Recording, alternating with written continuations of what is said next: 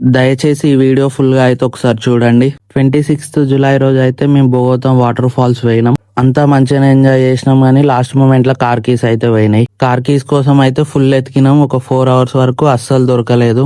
అక్కడ ఉన్న పోలీసులకు అండ్ సెక్యూరిటీ గార్డ్ కూడా ఇన్ఫర్మేషన్ ఇచ్చినాం. పాపం వాళ్ళు కూడా మస్తు ఎతికిలు, కానీ అస్సలు దొరకలేదు. జస్ట్ కార్ నుంచి క్యాంటీన్ కి వెళ్లే గ్యాప్లనే లాక్ అయితే పోయింది.